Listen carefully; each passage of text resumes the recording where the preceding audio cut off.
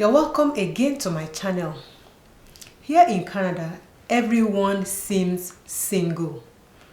Those in their 30s, in their 50s, and in their 70s. Finding love is hard, and so it is with keeping a marriage. How is it easy for new immigrants into Canada to find love, date a partner, and then eventually marry that person? Stay tuned and let's talk about this.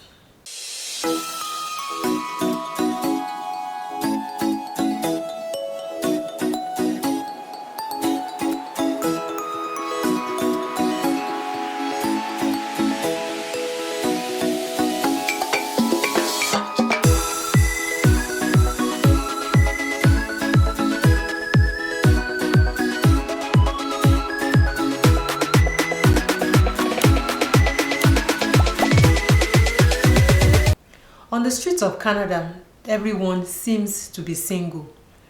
Yes, they are actually single.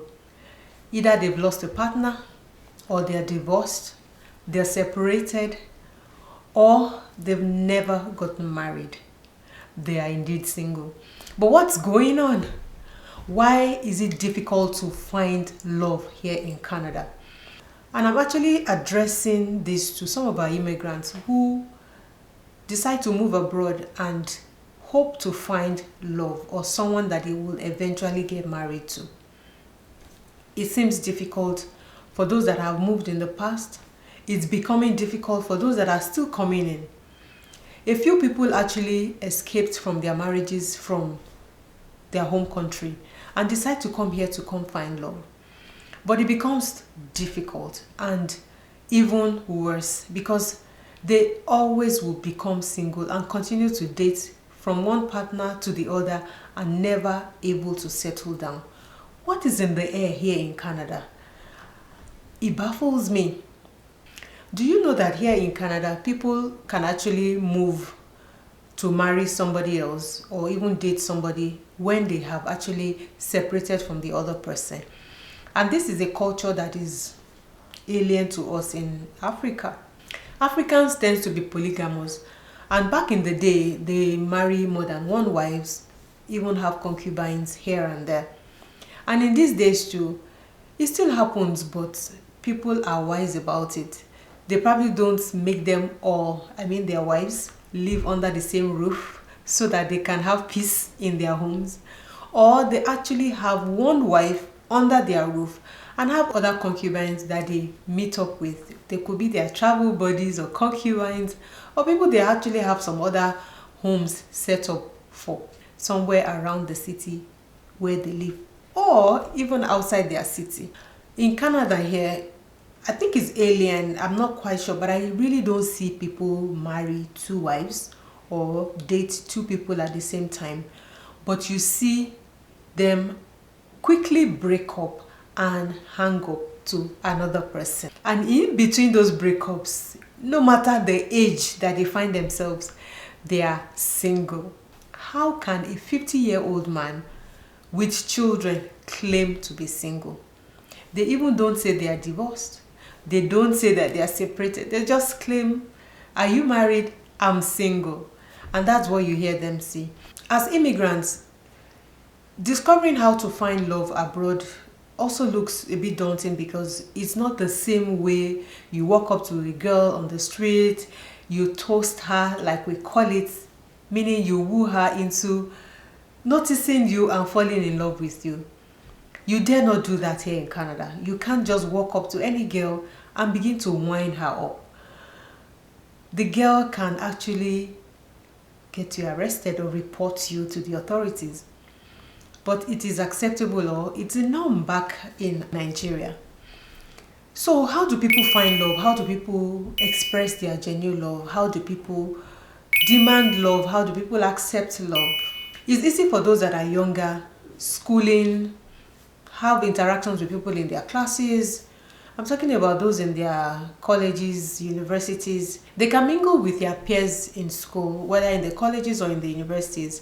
And then they find things that are common to themselves that draw them together, and they begin to gel. But for those adults, either someone that has lost a spouse, or a divorcee, or someone that just needs a companion, sometimes they find it strange expressing love to another immigrant or another person from another culture because they don't understand how it works. Social interaction is very important here in Canada because of the diversity that is here. And as much as you socially interact, you begin to understand each person better. And then you know what is expected, what is acceptable, depending on the culture that they have brought from their home country and the one that they actually have embraced. So it will be very wrong of you to come in with your own culture, walk in the streets, admire a babe, and then walk up to her and say, hello, hi, how are you doing? I've been noticing you for quite a while. Where do you live? Can I have your number? No, that is a no. That is not acceptable because the girl would really be offended by that action. What you need to do is to continue to build a relationship with this person. Try and get mutual grounds where both of you can relate or you can meet up. It could be maybe your class you're studying together. It could be you have games that you both go to together. It could be a social interaction. It could be something that actually brings both of you together. Then you make sure that you do it. These are the things that people do even back then. But yes, I know that it's in the blood for us to really want to catch a babe really fast. But that's not the way it is here. For teenagers, I know that here, teenagers really get into that groove early in their life. I don't know what is chasing them. And these are the things we discourage our teenagers from getting into because it gets in the way of their academics. It gets in the way of them focusing on the main essence of their life as teenagers. Because what do they know? They should leave those emotional things on the side for now so that it doesn't entangle them. But you see, here in Canada, it is in the wind. Every teenager, every child, young, even though they are not even up to 18, are having boyfriends or girlfriends. And even in schools, you find out that they actually don't discourage them from dating, even though they know it's wrong. But there's this thing about telling these children the truth because this society is just a society that is freely guarded. People can do whatever they like and still it's okay. I think it's high time that adults need to tell other children that some things are left for later, not now. In some schools, you'll find out that they actually keep some protective gears for teenagers to use so that they don't get pregnant. And they can walk up to the school to request for this and do whatever they like with it. This is so unfortunate in this society, but it's acceptable. That is what it is. They tell you, is it not better than them getting pregnant? But I think the norm needs to be rewritten. It needs to be changed so that these teenagers need to prioritize what is most important to them at this stage of time in their life. So now let's talk about those that are even adults that can date legally or legitimately. How do they find out? Here in Canada, I see that people go a lot on dating sites. They go to search for love on dating sites because walking up to someone that you really admire seems difficult. You don't know what to expect. You don't know what to say that will not trigger an offense. Then they go to a dating site and whoever is looking for love is also there to receive the love. And that's one way in which they do. Do I advise it? It's a choice. Personally, I would not. Are people finding love there? Yes, they are.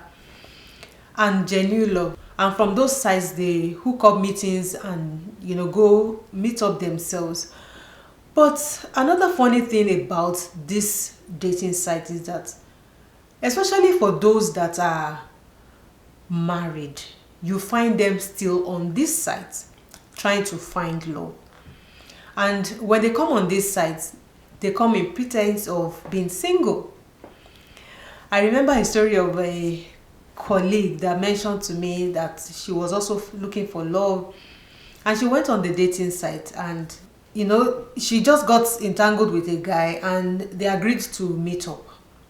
She actually traveled away from Saskatoon to meet up with this person. This person was married, never told her. She drove all the way to another city to meet up with this person. And they got talking. And after some time, the guy opened up to this babe and says, I'm married, but I'm not enjoying my marriage, And the lady felt offended. This is a Nigerian guy to a Canadian babe. And she felt offended and whisked him off her car and drove back to Saskatoon.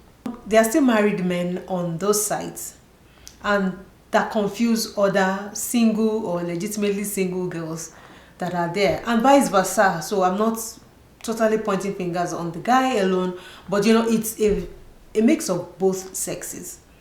So this is really hard, but some people still go there. And so this is a warning for people that are moving abroad or coming to Canada and they feel they can easily find love here. It's not as easy as you think.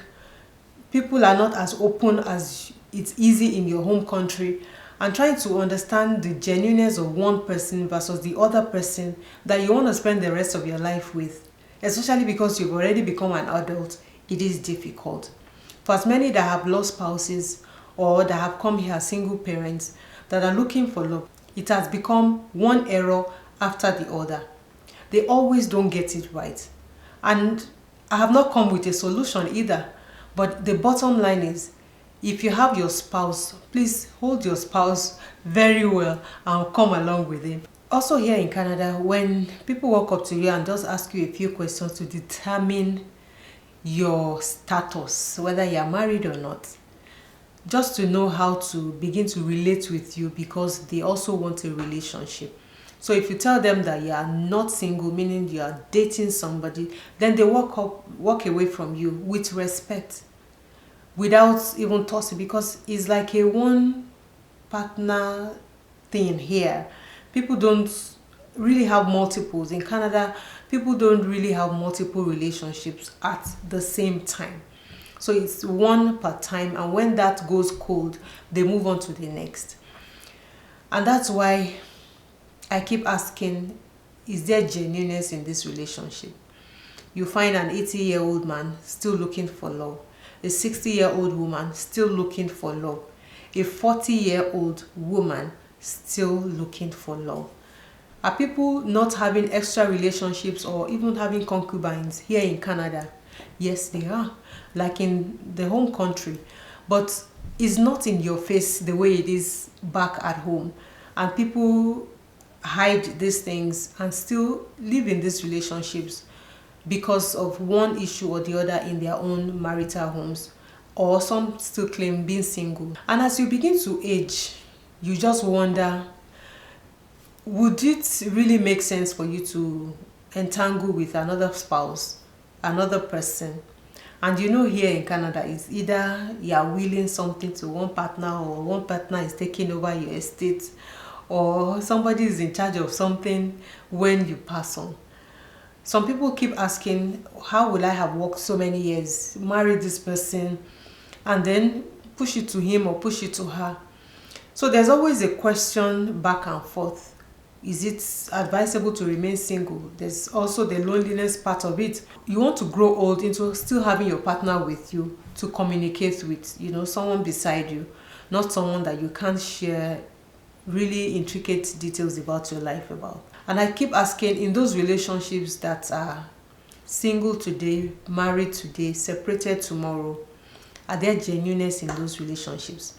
Are people really coming in with their 100% in those relationships? Some people belittle this union or marriage here in Canada because common law is acceptable. They just feel because they are adults, they don't need to get married. They can move from the husband's A or the concubine A's house to the B's house, and then each person has their own home, and they come together in one person's home at one other period of time when they want to move here, or you guys move to your own apartment again, wherever you like. That is not union, that is not marriage, and that won't even bring a healthy relationship into any union. Whether you're still on the dating site, whether you're finding someone that you know personally, it still boils down to you as an individual asking yourself, what do you want in a relationship? Would you rather remain single? Is it worth the trouble? Is it worth taking another pain into your situation right now as a single person? Especially when you're an adult and trying to find love. It's good to find love. It's good to date again. And sometimes these relationships still comes back with cries or woes. Is it really worth it here? Is there really love here in Canada? I'll still leave you with that question. I'm still in shock. I'm still finding an answer. So let's discuss further in the comment section. Thank you so much for watching. Do like, subscribe, and we'll catch up later. Bye.